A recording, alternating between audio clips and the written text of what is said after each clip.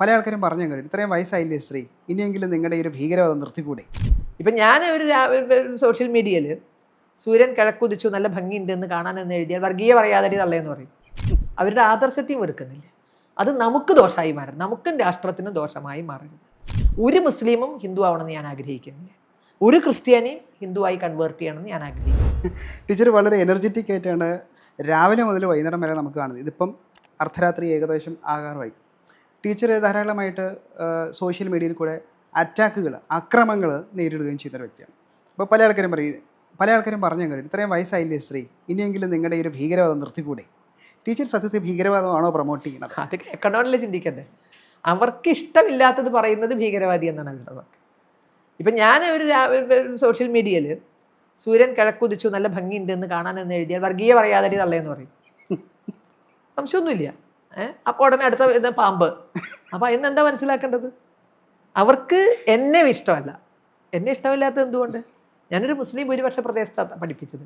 എന്നെ ഒരു കുട്ടിക്കും ഇഷ്ടമില്ലാത്തതുണ്ടായിരുന്നില്ല. എന്നിലെ ടീച്ചറെ അവർക്ക് ഇഷ്ടമാണ്, എന്നിലെ വ്യക്തിയെ അവർക്ക് ഇഷ്ടമാണ്, എന്നിലെ ആദർശത്തെ അവർക്ക് ഉൾക്കൊള്ളാൻ കഴിയുന്നില്ല. കാരണം അവരുടെ ചില ഉഡായിപ്പുകൾ പൊളിച്ച് കൈ കൊടുക്കണം, അവരുടെ ചില ലക്ഷ്യങ്ങൾക്ക് തടസ്സമാവുന്നു.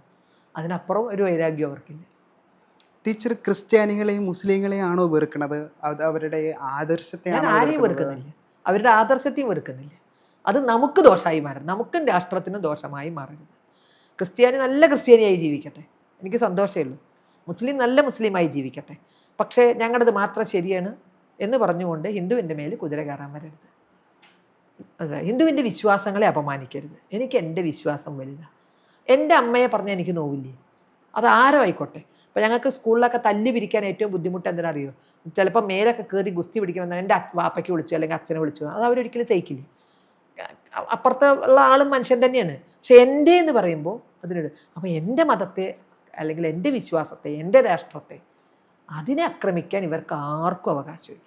അവരവരുടെ നല്ല മുസ്ലിം ആവട്ടെ, നല്ല ക്രിസ്ത്യാനി ആകട്ടെ. ഒരു മുസ്ലിമും ഹിന്ദു ആവണമെന്ന് ഞാൻ ആഗ്രഹിക്കുന്നില്ല. ഒരു ക്രിസ്ത്യാനിയും ഹിന്ദുവായി കൺവേർട്ട് ചെയ്യണമെന്ന് ഞാൻ ആഗ്രഹിക്കുന്നില്ല.